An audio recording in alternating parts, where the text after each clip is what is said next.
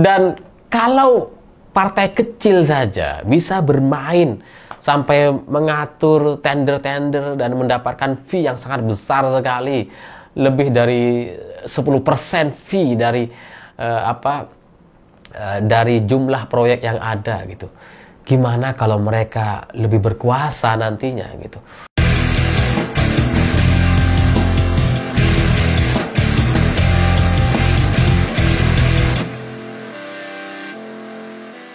Selamat malam semuanya. Hari ini saya menemukan satu berita yang sangat menarik sekali, yang seharusnya heboh diberitakan di banyak media mainstream, tapi ini beritanya nyaris tidak ada gitu. Kalaupun kita menemukan berita ini, itu hanya muncul di media-media kecil gitu. Karena DPW PSI Kalimantan Utara menjadi tersangka atas kasus korupsi pembangunan Gedung Badan Pengembangan Sumber Daya Manusia atau BPSDM. Ini seharusnya menjadi berita yang menghebohkan gitu, karena DPW DPW PSI gitu. Ini kan ya sebuah kasus korupsi yang dilakukan oleh elit partai katakanlah, tapi kenapa kemudian pemberitaannya itu nyaris nggak ada. Dan apa yang dilakukan oleh DPW PSI Kaltara ini sebenarnya adalah sebuah tindakan yang klasik sekali gitu ya, yang memang sudah sejak dulu nampaknya ada, bagaimana dia bisa mengatur tender proyek-proyek dan dia mendapatkan komisi dari rekanan. Tapi komisinya ini agak kebanyakan karena dari nilai total proyek 8,6 miliar rupiah, dia mendapatkan fee 1,5 M. Tapi ya sekali lagi gitu, dengan angka korupsi yang sebesar itu, ini nggak ada pemberitaannya. Padahal DPW ini kan ya elit partai. Kalau di PD Perjuangan itu ya kayak Bambang Pacul misalkan gitu ya, yang terlibat kasus misalkan, itu kan pasti wah heboh sekali itu. Tapi ini PSI kok nggak ada ini, nggak ada beritanya sama sekali gitu ya. Ya mungkin media kita lagi sibuk menyerang DPR gitu ya. Media kita lagi sibuk membahas soal tunjangan DPR yang dianggap berlebihan atau tidak sesuai dengan situasi ekonomi masyarakat hari ini gitu, sehingga lupa dengan kasus korupsi DPW PSI gitu. Jadi yang memberitakan cuma media-media kecil aja gitu ya, media-media yang mungkin kemarin nggak ikut briefing. Mereka memberitakan gitu. Sementara media-media besar sekarang ya nggak ada yang memberitakan ini semua. Saya nggak tahu apakah ini memang dikondisikan atau memang kebetulan saja media-media kita sibuk dengan isu yang lain. Tapi ya intinya kalau kita ngelihat dari apa yang terjadi belakangan, ini ya tidak mengherankan, tidak mengejutkan gitu. PSI sebagai sebuah partai ya bisa terus menambah daftar nama koruptornya. Udah banyak juga koruptor sebelumnya gitu kan. Ini cuma menjadi tambahan dalam list kader PSI yang korupsi. Jadi ya kalau sekarang para pendukung PSI atau buzzer-buzzernya itu mendukung perampasan aset dan sebagainya, ya cobalah gitu ya. Mereka buat kebijakan sendiri. Misalkan partai akan merampas aset kader yang melakukan korupsi. Bisa kan mereka bikin aturan seperti itu. Coba dong gitu diterapkan gitu ya. Ya.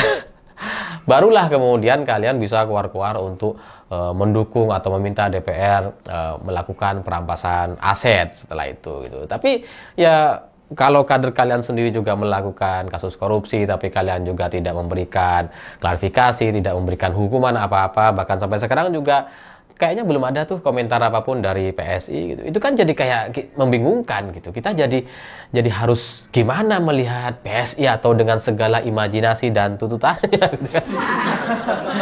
Dan ya PSI pada akhirnya meskipun partai kecil gitu ya, partai yang baru ya, meskipun nggak baru sih, udah lama dia, cuma nggak lolos-lolos aja ke Senayan gitu ya. Pada akhirnya ya sama saja dengan partai lain, ada juga kasus korupsinya, kader-kadernya juga ada yang menjadi koruptor, dan kalaupun misalkan mau dihitung dan diakumulasi, mungkin gitu ya PSI masih sedikit tuh jumlah koruptornya ya karena itu nggak lolos ke Senayan gitu. Makanya sedikit tuh. Kalau lolos ke Senayan ya mungkin lebih besar dibandingkan partai-partai lain.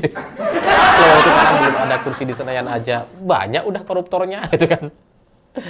Jadi ya kita jadi tidak bisa lagi mendengar atau melihat kader-kader PSI bicara sok suci, sok bersih sendiri gitu, karena ya pada akhirnya kader-kadernya banyak yang nggak ada kasus, bahkan ketua umum partainya pun atau Kaisang itu juga sangat-sangat kesulitan untuk menjelaskan terkait gratifikasi jet pribadi dari Jakarta ke Amerika. Jadi ya ini tidak, setelah ini harapannya tidak bisa lagi mereka membodoh-bodohi masyarakat menjadi partai yang paling bersih sendiri gitu ya, seolah-olah anti korupsi dan sebagainya. Toh para kadernya juga ada banyak yang korupsi gitu. Dan ini sangat disayangkan di level DPW gitu ya. Sampai sekarang ini sudah sekitar seminggu ini terjadi gitu ya, pentersangkaan DPW PSI, tapi respon dari PSI juga kayak belum ada. entah itu Kaisang tahu atau enggak, atau kebingungan, atau ya ini jangan rame-rame sekalian aja diem aja pura-pura agak tahu ya, karena yang memberitakan ini cuma media-media kecil kok gitu ya. Secara hitung-hitungan kalau DPP-nya atau ketua umum partai PSI-nya tidak memberikan komentar, tidak memberikan respon atau kebijakan, ya maka semakin nggak akan ada beritanya. Seolah-olah ini nggak ada, padahal kasusnya ada gitu. Jadi ya ini patut dipertanyakan sebagai sebuah partai ketika kadernya sudah melakukan korupsi, kenapa tidak ada evaluasi atau pergantian gitu. Kalau partai lain udah pasti diganti atau setidaknya dinonaktifkan gitu. Tapi ya PSI kembali lagi kepada Kaisang, mungkin memang sebagai sebuah partai itu tidak terlalu serius-serius banget. jadi ketika ada DPW kena kasus korupsi gitu ya, mereka kayak nyantai, kayak nggak ada apa-apa gitu. Padahal ini kasus besar. Dan PSI sekarang jadi seperti benar-benar partai, apa ya, partai-partaian gitu. Kok bisa mereka nggak merespon? Kok bisa mereka anteng-anteng aja gitu. Dan buat buzzer-buzzernya atau para pendukung dan loyalisnya ya mungkin masih fokus untuk menyerang DPR. Wah, terus gitu ya, bubarkan DPR, pokoknya kritik, pokoknya negatifin deh DPR gitu ya. Karena ujungnya kalau ini terus disuarakan, maka semua partai akan negatif jadinya gitu. Dan siapa lagi yang diuntungkan kalau bukan partai yang belum lolos ke Senayan gitu kan. Jadi ya dengan aksi bubarkan DPR, kecewa dengan partai-partai yang ada sekarang yang tidak sepakat dengan perampasan aset dan sebagainya, itu akan menguntungkan partai baru. Karena partai baru seolah-olah nanti akan muncul sebagai harapan baru. Seolah-olah nanti ketika partai ini lolos, mereka akan melakukan perampasan aset gitu. Padahal ya nggak mungkin gitu, nggak mungkin mereka melakukan itu gitu. Karena kalau itu kemudian disahkan, bagaimana dengan Kaisang misalkan gitu ya. Kalau Kaisang itu diproses gitu ya, dengan gratifikasi dari Jakarta ke Amerika, itu kalau diusut tuntas, itu sulit sekali untuk kita bisa terima bahwa itu sekedar nebeng. Nggak ada itu aturan atau kemungkinan nebengnya gitu kan. Jadi ya kalau ini disahkan undang-undang perampasan aset dan kemudian Kaisang terbukti bersalah seperti tadi, dia dirampas semua. Apakah PSI rela?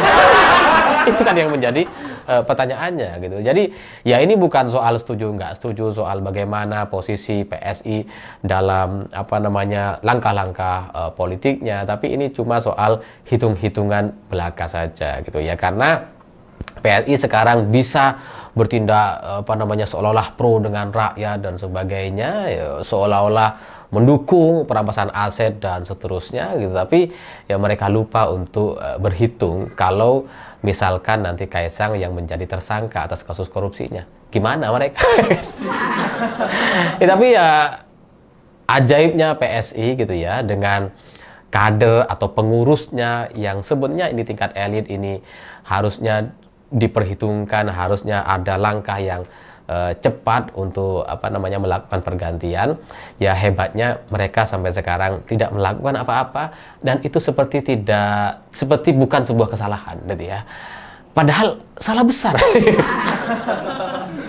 Dan kalau partai kecil saja bisa bermain sampai mengatur tender-tender dan mendapatkan fee yang sangat besar sekali, lebih dari 10% fee dari jumlah proyek yang ada gitu.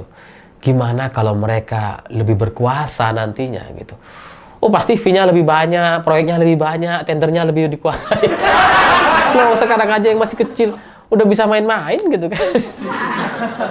Jadi ya bagi saya PSI pada akhirnya sama saja, dan ya ke depan mungkin mereka bisa menjadi partai yang semakin lama di luar Senayan atau semakin tidak masuk ke Senayan, karena ya belum ke Senayan saja sudah banyak sekali masalah-masalah yang terjadi.